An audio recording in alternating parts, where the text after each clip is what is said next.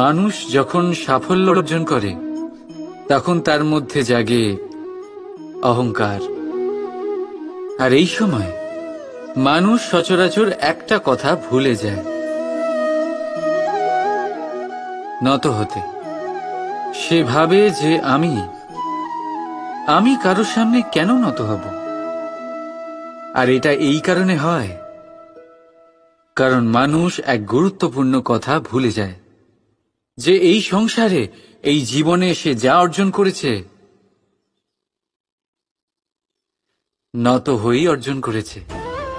বাল্যকালে সে হাঁটতে শিখেছে এই মাটির কাছে নত হয়ে, পড়ে। বড়দের আশীর্বাদ নিয়েছে নত হয়ে। ফসল কাটার জন্য চাষিকে নত হতে হয়, কুয়ো থেকে জল তোলার জন্য কলসিকে নত হতে হয়। ঈশ্বরের থেকে আশীর্বাদ পেতে হলে তার কাছে মাথা নত করতে হয়। ঝড়ের মধ্যে গাছ সুরক্ষিত থাকে কি করে? নত হয়। সম্মান কি করে অর্জন করা যায়? নত হয়। কারোর সামনে নত হওয়া মানে নিজের আত্মসম্মান বিসর্জন দেওয়া নয়, তার অর্থ হল বিনম্র হওয়া। আমরা মানুষ, আর ওই আকাশের উচ্চতায় পৌঁছানোর জন্য আমাদের কোনো পাখির মতো ডানার প্রয়োজন নেই। শুধু যত নত হবেন ততটাই উপরে উঠবেন।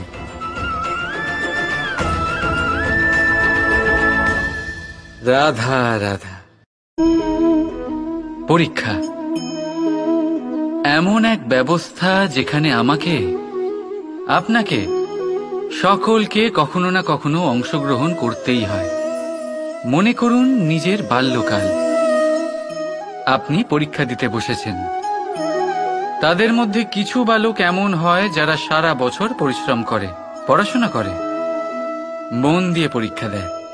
কিন্তু কিছু বালক এমন হয় যারা নিজের আশেপাশে বসে থাকা বালকদের নকল করে আর পরীক্ষায় কৃতকার্যও হয়ে যায়। খুব খারাপ লাগে এটা ভেবে যে কেউ বিনা পরিশ্রমে পরীক্ষায় কৃতকার্য কি করে হতে পারে। কিন্তু মনে রাখবেন, যারা নকল করেন তারা পরীক্ষায় কৃতকার্য অবশ্যই হয়ে যান, কিন্তু সফল নয়। কারণ আমরা এক বিশেষ কথা ভুলে যাই, যে প্রত্যেক মানুষের ব্যক্তিত্ব আলাদা হয়। আপনি অন্যদের নকল করে নিজের জীবন অতিবাহিত করতেই পারেন, কিন্তু যদি নিজের জীবনে সাফল্য লাভ করতে হয়, যদি নিজের জীবনে আনন্দ পেতে হয়, তাহলে মনে রাখবেন, নিজের প্রশ্নগুলোর উত্তর জীবনে নিজেকেই খুঁজে বের করতে হবে। রাধা রাধা। কখনো বৃষ্টির জন্য হওয়া কাদার মধ্যে দিয়ে আপনি নিজের বাড়ি ফিরেছেন? পাদুকা পরার জন্য আপনি ওই কাদা থেকে অবশ্যই বেঁচে যান, কিন্তু সেই পাদুকা থেকে আগত নোংরা কাদার ছিটে আপনার বস্ত্রকে ময়লা করেই দেয়। কিন্তু তাও সেই ছিটের জন্য আপনার বস্ত্র ময়লা হয়ে যাবে, সেই জন্য আপনি পাদুকা পরা ছেড়ে দেন না। ঠিক সেইভাবেই জীবনে এমন কিছু মানুষও আসেন যারা পাদুকার মতো হন, যারা আপনাকে কাদার থেকে বাঁচিয়ে নেন, কিন্তু বস্ত্ররূপী আপনার মনের উপরে আশঙ্কার দাগ ছেড়ে যান। এইসব মানুষের জন্য নিজের মন ছোট করার কোনো প্রয়োজন নেই। প্রয়োজন আছে শুধু এটা ভাবার যে আপনি নিজের পা কাদার থেকে বাঁচাবেন নাকি আপনার বস্ত্র। জীবনে গম্ভীর হওয়া ভালো কথা, কিন্তু সমস্ত বিষয়ে যদি গম্ভীরভাবে ভাবতে থাকেন তাহলে জীবনের আনন্দটাই শেষ হয়ে যাবে। এই সংসার অস্থায়ী। এখানে এমন কিছুই নেই যা চিরকাল জীবিত থাকবে। তাই যতক্ষণ এই জীবন আছে, সন্তুষ্টি আর আনন্দ নিয়ে বাঁচুন। নিজের ওপর আগত কাদার ছিটের দিকে মন দেবেন না, শুধু আনন্দ বিতরণ করুন। মন প্রসন্ন হয়ে বলবে, রাধা রাধা। জীবন কি? এই জীবন আমরা জন্ম নিই, বড় হয়ে উঠি, আমাদের মা বাবা আমাদের পালন করেন, তারপর তাদের অর্থ দিয়ে আমাদের বাল্যকাল কাটে, আমরা আরো বড় হই, বিবাহ বন্ধনে আবদ্ধ হই, আমাদেরও সন্তান হয়, আমরা তাদের পালন করি, তারপর আমরা বৃদ্ধ হই, আর একদিন এই সংসার ছেড়ে আমরা সকলে চলে যাই। এটাই কি জীবন? আপনার মনে এই প্রশ্ন হয়তো অনেকবার জেগেছে, তাই না? এবার একটু জলের যাত্রাপথ লক্ষ্য করুন। সাগর থেকে বাষ্প হয়ে ওঠে এই জল, মেঘ হয়ে ঝরে পড়ে সে, তারপর নদী হয়ে আবার সাগরে মিলিয়ে যায়। কিন্তু কখনো এই প্রশ্ন করে না যে তার জীবন কি, তার উদ্দেশ্য কি। প্রতিটা মুহূর্ত বাঁচে সে, আর অন্যদের যতখানি সম্ভব সাহায্য করে। যখন সাগরে থাকে তখন অসংখ্য জীবকে জীবন দান করে। যখন সাগর থেকে বাষ্প হয়ে মেঘ হয়ে যায় তখন চাষিদের মনে এই আশা জাগায় যে ফসল আবার ফলবে। যখন বর্ষা হয়ে ঝরে পড়ে তখন এই শুকনো তৃষ্ণার্ত ধরিত্রীর তৃষ্ণা মেটায়। আর যখন নদীতে থাকে তখন তার পাড়ে নানান গাছপালার জন্ম দেয়। কিন্তু ভাবুন, জল কি কখনো এটা ভাবে যে তার জীবন কি বা তার জীবনের উদ্দেশ্যটাই বা কি? না, সে শুধু নিজের ধর্ম পালন করে যায়, আর যতটা সম্ভব সবাইকে আনন্দ প্রদান করতে থাকে। সেই জন্যই জীবনে কখনো এই প্রশ্ন করবেন না যে এই জীবন কি, এই জীবনের উদ্দেশ্য কি। শুধু এই জীবন বাঁচুন, আর যতটা সম্ভব সবাইকে আনন্দ প্রদান করুন। মন প্রসন্ন হয়ে বলবে, রাধা রাধা। এই তালাটা দেখতে পাচ্ছেন আপনি? এই তালাকে ভেঙেও খুলে দেওয়া যায়, আবার ভালোবেসেও খুলে দেওয়া যায়। অর্থাৎ এই তালাটা আপনি এই চাবির দ্বারাও খুলে দিতে পারেন, এই হাতুড়ি দিয়েও খুলে দিতে পারেন। কিন্তু এই খোলাতে তফাৎ আছে। যদি তালা খোলার জন্য আপনি সেটা ভেঙে ফেলেন তাহলে তা পরের বার আর কাজে লাগবে না। কিন্তু যদি এটা আপনি চাবির দ্বারা খোলেন তাহলে তা চিরকাল কাজে লাগবে। আমাদের জীবনে সম্পর্কগুলো কিছুটা এরকমই হয়। আমাদের জীবনের আনন্দরূপী ধন রক্ষা করে এই সম্পর্ক, কিন্তু ভালোবেসে। যদি ক্রোধের দ্বারা এই সম্পর্ক রক্ষা করা হয় তাহলে পরে তা কোনো কাজে আসে না। তাই সম্পর্ক সবসময় প্রেমের চাবি দিয়ে খুলুন, কারণ প্রতিবার নতুন তালা আপনি ব্যবহার করতেই পারেন, নতুন সম্পর্ক গড়তে পারবেন না। রাধা রাধা। এবারে আপনারা ভাবছেন যে আমি এত একাগ্রতার সাথে এই পিঁপড়েকে কেন দেখছি। আপনাকে বলি যে আজ এই পিঁপড়েকে দেখে আমি মন্ত্রমুগ্ধ হয়ে গেছি। ওর রূপ বা ওর আকার দেখে নয়, এই পিঁপড়ের প্রচেষ্টা দেখে।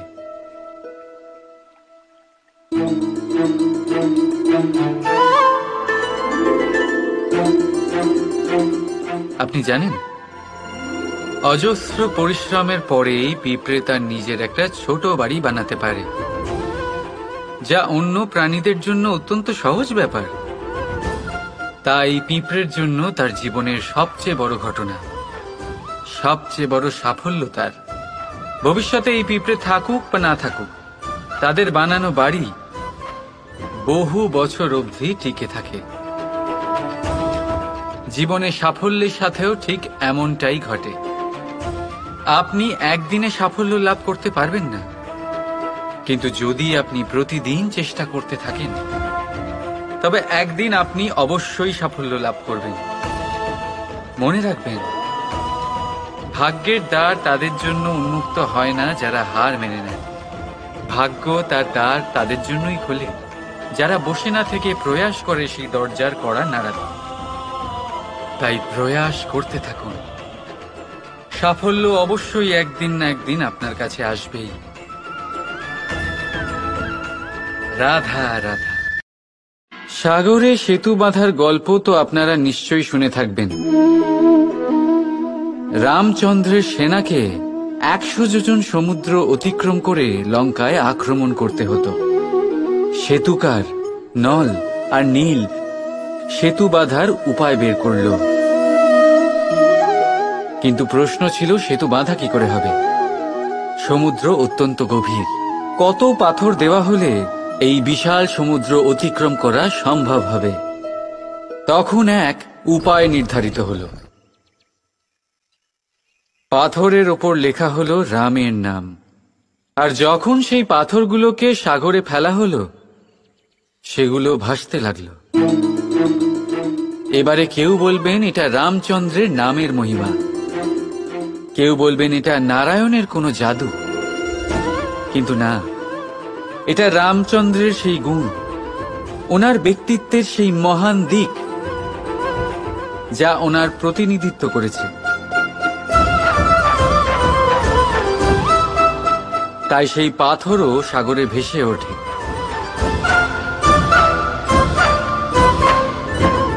ঠিক সেইভাবেই যেখানে আমরা থাকি না সেখানে আমাদের গুণ আমাদের প্রতিনিধিত্ব করে। আমাদের নামের শক্তি আমরা নিজেরাই তৈরি করি, আমাদের কর্ম দিয়ে, আমাদের গুণ দিয়ে। এবার সিদ্ধান্ত আপনার যে আপনার নামের সাহায্যে কেউ বিপদ থেকে উদ্ধার হবে, নাকি আপনার দুষ্কর্মের ফলে কেউ ডুবে যাবে। ভালো করে ভেবে দেখুন। রাধা রাধা। কখনো কোনো পাখিকে দেখেছেন? যখন তারা ডিম পাড়তে প্রস্তুত হয় তখন তারা সবচেয়ে আগে একটা স্থান খোঁজে, একটা স্থান যা বর্ষা, রৌদ্র আর শত্রুর থেকে সুরক্ষিত হয়। তারপর তারা বাসা তৈরি করে, তারপরেই ডিম পাড়ে, আর তারপর যখন সেই ডিম ফুটে তার সন্তানদের জন্ম হয়, সে তাদের খাবার খাওয়ায়, তাদের রক্ষণাবেক্ষণ করে। কিন্তু যখন তাদের ডানা গজায় তখন না সে তাদের খাবার দেয় আর না তাদের বাসা বানাতে শেখায়। শুধুমাত্র তাদের উড়তে শেখায় সে। তারপর সেই বাচ্চারা আকাশে উড়তে শিখে নিজেরাই নিজেদের খাবার জোগাড় করতে শিখে যায়, নিজেরাই নিজেদের বাসা বানাতে শিখে যায়। আর আমরা মানুষেরা কি করি? আমাদের সন্তান বড় হয়ে যাওয়া সত্ত্বেও তাদের নিয়ে সর্বদা দুশ্চিন্তা করি। তার জন্য আমরা গৃহ নির্মাণের চেষ্টা করি। নিজের সন্তানকে আরো শক্তিশালী করে গড়ে তোলার বদলে তাকে আমরা দুর্বল করে দিই। জীবনে সেটাই করুন যা একটা পাখি করে। নিজের সন্তানকে আকাশে ওড়ার শিক্ষা দিন, সংস্কার দিন, আর একটা নির্দিষ্ট সময়ের পরে তাকে নিজের আকাশ নির্ধারণ করতে মুক্ত করে দিন। রাধা রাধা। মানুষ নিজের পরিবারের জন্য কত কিছুই না করে, দিন রাত পরিশ্রম করতে থাকে যাতে তার পরিবারের প্রয়োজন পূরণের জন্য অর্থ রোজগার করতে পারে। কিন্তু শুধু অর্থ রোজগার করাটাই কি যথেষ্ট? আপনি বলবেন হ্যাঁ, নিশ্চয়ই। অর্থ দিয়ে সবকিছু পাওয়া যায়, বিদ্যা পাওয়া যায়, বাড়ি পাওয়া যায়, ওষুধ পাওয়া যায়, আর কত কিছুই না পাওয়া যায়। এইসব একটা পর্যায় পর্যন্ত সঠিক, কিন্তু একটু মন দিয়ে ভেবে দেখুন, যখন কোনো শিশু অসুস্থ হয়ে পড়ে তখন সে ওই তিক্ত ওষুধ কেন খেয়ে নেয়? এই জন্য কারণ ওর পিতা সেই ওষুধ অর্থ দিয়ে কিনেছে? না, বরং এই জন্য কারণ তার পিতা যে তার সামনে দাঁড়িয়ে, তার ওপরে তার বিশ্বাস আছে, বিশ্বাস আছে যে উনি তার কিচ্ছু হতে দেবেন না। এই বিশ্বাস, এই সংস্কার, এই শিক্ষা কখনো অর্থ দিয়ে পাওয়া যায় না। এটা পাওয়া যায় সেই সময় থেকে যা মাতা পিতা তাদের সন্তানের সাথে কাটিয়েছেন। তাই জীবনে অর্থ অবশ্যই উপার্জন করুন, কিন্তু নিজের পরিবারকেও সময় দিন। রাধা রাধা। এবারে আপনারা ভাবছেন যে আমি এত একাগ্রতার সাথে এই পিঁপড়েকে কেন দেখছি। আপনাকে বলি যে আজ এই পিঁপড়েকে দেখে আমি মন্ত্রমুগ্ধ হয়ে গেছি। ওর রূপ বা ওর আকার দেখে নয়, এই পিঁপড়ের প্রচেষ্টা দেখে।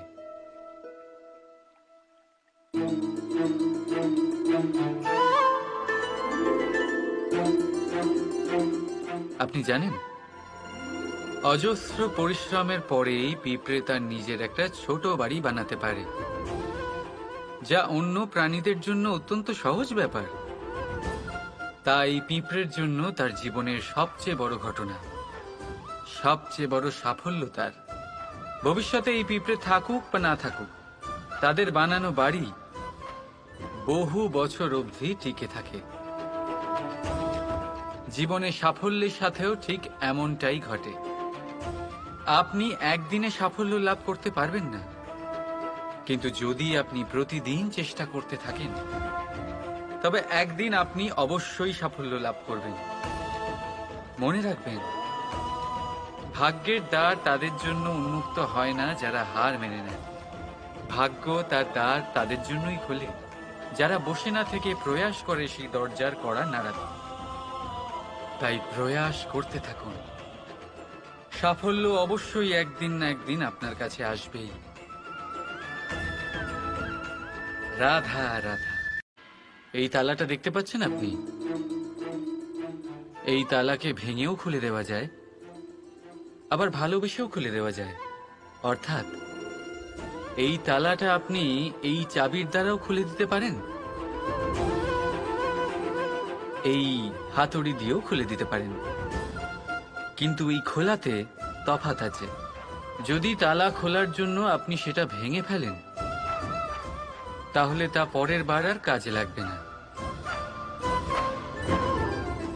কিন্তু যদি এটা আপনি চাবির দ্বারা খোলেন, তাহলে তা চিরকাল কাজে লাগবে। আমাদের জীবনে সম্পর্কগুলো কিছুটা এরকমই হয়। আমাদের জীবনের আনন্দরূপী ধন রক্ষা করে এই সম্পর্ক, কিন্তু ভালোবেসে। যদি ক্রোধের দ্বারা এই সম্পর্ক রক্ষা করা হয়, তাহলে পরে তা কোনো কাজে আসে না। তাই সম্পর্ক সবসময় প্রেমের চাবি দিয়ে খুলুন, কারণ প্রতিবার নতুন তালা আপনি ব্যবহার করতেই পারেন, নতুন সম্পর্ক গড়তে পারবেন না। রাধা রাধা। জীবন কি? এই জীবন, আমরা জন্ম নিই, বড় হয়ে উঠি, আমাদের মা বাবা আমাদের পালন করেন, তারপর তাদের অর্থ দিয়ে আমাদের বাল্যকাল কাটে, আমরা আরো বড় হই, বিবাহ বন্ধনে আবদ্ধ হই, আমাদেরও সন্তান হয়, আমরা তাদের পালন করি, তারপর আমরা বৃদ্ধ হই, আর একদিন এই সংসার ছেড়ে আমরা সকলে চলে যাই। এটাই কি জীবন? আপনার মনে এই প্রশ্ন হয়তো অনেকবার জেগেছে, তাই না? এবার একটু জলের যাত্রাপথ লক্ষ্য করুন। সাগর থেকে বাষ্প হয়ে ওঠে এই জল, মেঘ হয়ে ঝরে পড়ে সে, তারপর নদী হয়ে আবার সাগরে মিলিয়ে যায়। কিন্তু কখনো এই প্রশ্ন করে না যে তার জীবন কি, তার উদ্দেশ্য কি। প্রতিটা মুহূর্ত বাঁচে সে, আর অন্যদের যতখানি সম্ভব সাহায্য করে। যখন সাগরে থাকে, তখন অসংখ্য জীবকে জীবন দান করে। যখন সাগর থেকে বাষ্প হয়ে মেঘ হয়ে যায়, তখন চাষিদের মনে এই আশা জাগায় যে ফসল আবার ফলবে। যখন বর্ষা হয়ে ঝরে পড়ে, তখন এই শুকনো তৃষ্ণার্ত ধরিত্রীর তৃষ্ণা মেটায়। আর যখন নদীতে থাকে, তখন তার পাড়ে নানান গাছপালার জন্ম দেয়। কিন্তু ভাবুন, জল কি কখনো এটা ভাবে যে তার জীবন কি বা তার জীবনের উদ্দেশ্যটাই বা কি? না, সে শুধু নিজের ধর্ম পালন করে যায় আর যতটা সম্ভব সবাইকে আনন্দ প্রদান করতে থাকে।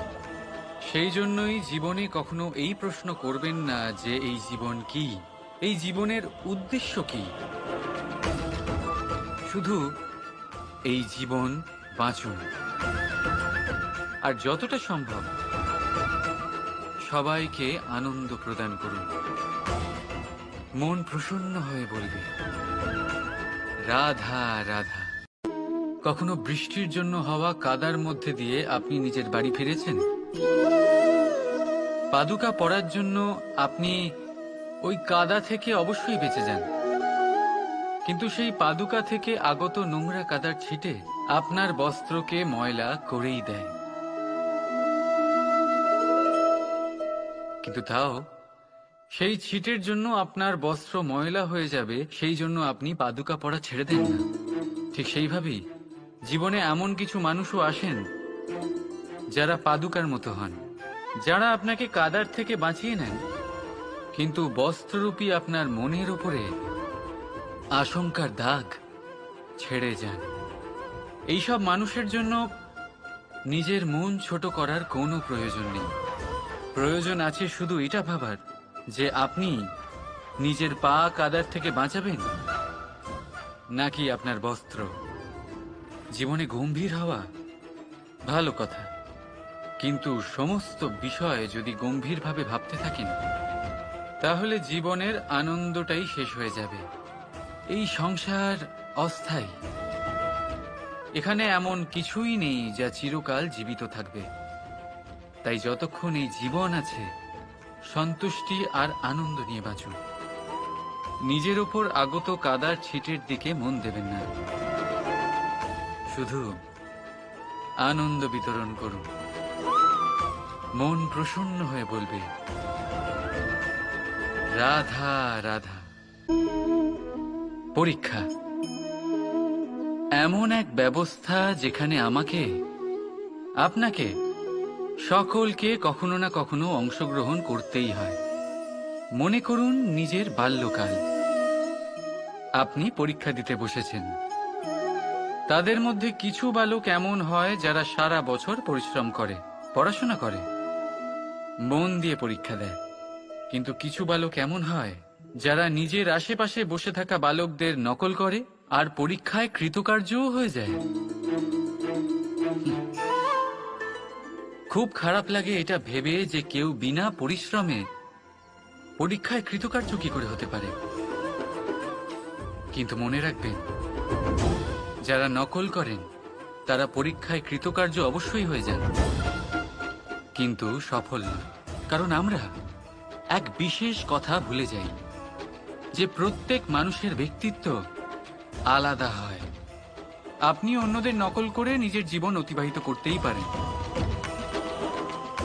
কিন্তু যদি নিজের জীবনে সাফল্য লাভ করতে হয়, যদি নিজের জীবনে আনন্দ পেতে হয়, তাহলে মনে রাখবেন নিজের প্রশ্নগুলোর উত্তর জীবনে নিজেকেই খুঁজে বের করতে হবে। রাধা রাধা।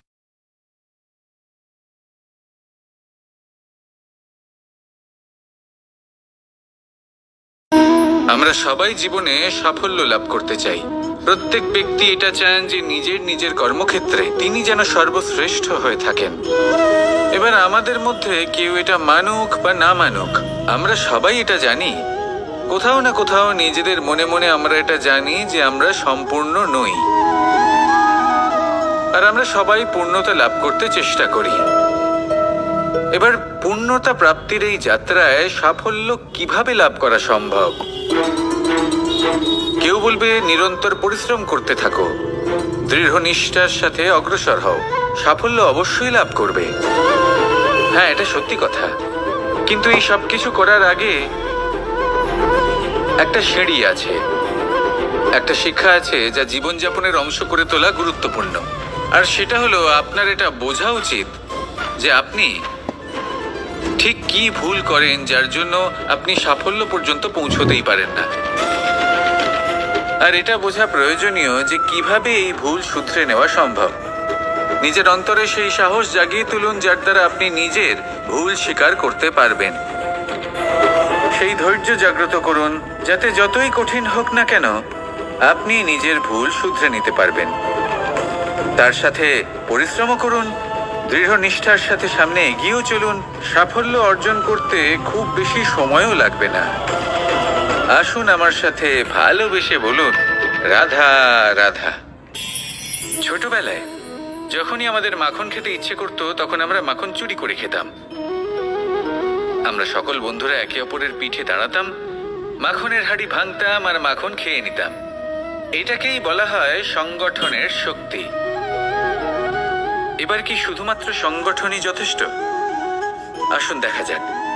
যেমন ধরুন, সব থেকে হৃষ্টপুষ্ট বালক যে, সে যদি সবার ভার বহন করার বদলে ওপরে চড়তে থাকে তাহলে কি আমরা হাঁড়ি ভাঙতে পারবো? আমরা কখনো কি মাখনের আনন্দ উপভোগ করতে পারবো? না। শুধুমাত্র সংগঠন যথেষ্ট নয়, তার সাথে প্রয়োজন হলো ভারসাম্য। তবেই তো মাখন লাভ সম্ভব। ঠিক সেভাবেই জীবনেও নিজেদের সম্পর্কে, পরিবারে, সমাজে, কার্যক্ষেত্রে ভারসাম্য বজায় রাখা প্রয়োজন। যদি এই ভারসাম্য থাকে আর সংগঠন থাকে তাহলে আমরা সবাই লক্ষ্যের দিকে যেতে পারি, লক্ষ্য লাভ করতে পারি। কিন্তু যদি এই ভারসাম্য না থাকে তাহলে এই সম্পর্কও ভাঙতে থাকবে, পরিবারও ভাঙতে থাকবে, কাজেও বাধা পড়বে আর আমরা লক্ষ্য লাভও করতে পারবো না। তাই সংগঠনের সাথে থাকুন, ভারসাম্য বজায় রাখুন আর আমার সাথে ভালোবেসে বলুন, রাধা রাধা। শত্রুর মধ্যে অন্তিম শত্রু হলো ঈর্ষা। কোনো ব্যক্তি যদি জীবনে আমাদের থেকে বেশি উন্নতি করে, আমাদের থেকে বেশি সাফল্য লাভ করে, আমাদের থেকেও বেশি শ্রেষ্ঠ হয়ে ওঠে, বেশি গুণী হয়ে ওঠে, তাহলে কোথাও না কোথাও আমাদের মনে ঈর্ষাবোধ জন্ম নেয়। আর শুধুমাত্র এই ঈর্ষাবোধের জন্ম হলেই এই ঈর্ষা আপনার শত্রু হয়ে ওঠে না। সেই ব্যক্তির বিকাশে বাধা দেওয়ার জন্য বা সেই ব্যক্তিকে আটকানোর জন্য আপনি কোনো অনৈতিক পথ অবলম্বন করেন, তখনই এই ঈর্ষা আপনার শত্রু হয়ে ওঠে। কিন্তু যদি এই ঈর্ষার দ্বারাই আপনি নিজেকে আরো বেশি শ্রেষ্ঠ করে তুলতে পারেন, আরো বেশি সক্ষম, আরো বেশি গুণী হয়ে উঠতে পারেন, তাহলে এই ঈর্ষা আপনার মিত্র হয়ে আপনাকে আরো বেশি শ্রেষ্ঠ করে তুলতে পারে। এইভাবে ঈর্ষাকে আপনি নিজের মিত্র করে তুলতে পারেন। এই 6 বিকার বা বোধ বা শত্রু যাদের কথা আমরা বললাম, এদের আমরা নিজের বন্ধুও করে তুলতে পারি। দিনের শেষে নির্বাচনটা আপনাকেই করতে হবে। নিজের এই মনকে অত্যন্ত শক্তিশালী করে তুলুন, তবেই গিয়ে আপনাকে এই সব শত্রু সাহায্য করবে অগ্রসর হওয়ার জন্য। আসুন আমার সাথে ভালোবেসে বলুন, রাধা রাধা। লোকে বলে জীবনে মেলামেশা করা অত্যন্ত আবশ্যক। এতে সম্পর্কের আধারও হয়, আবার ব্যবসাও চলে। কিন্তু সবচেয়ে বেশি গুরুত্বপূর্ণ হলো ব্যবহার। তাই এই বিষয়ে ভাবুন, আপনার জীবনে কে আপনার সাথে মেলামেশা করবে তা নিশ্চিত করে সময়। আপনি আপনার জীবনে কার সাথে মেলামেশা করবেন তা নিশ্চিত করবে আপনার হৃদয়। আপনি যাদের সাথে মিশছেন তাদের হৃদয়ে আপনি কতক্ষণ থাকবেন তা নিশ্চিত করবে আপনার ব্যবহার। নিজের ব্যবহার ভালো রাখুন, সব ভালোই হবে। রাধা রাধা। নারী জন্মসূত্রে কারোর কন্যা, ধর্মসূত্রে কারোর পত্নী, আর কর্মসূত্রে কারোর মা।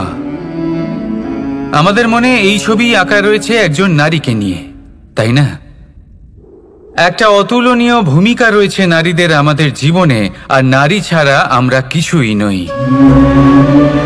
কিন্তু অধিকার, সেখানে আমরা একটা ভুল করে বসি। যখন নারী একজন কন্যা থাকে, যখন সে জন্ম নেয়, তখন তার ওপর অধিকার থাকে তার পিতার। আর তারপর যখন বিয়ে হয়ে যায় তখন তার অস্তিত্বের উপর অধিকার থাকে তার স্বামীর। আর যখন তিনি মা হন তখন নিজেই তিনি জীবনের সমস্ত অধিকার দিয়ে দেন তার সন্তানকে।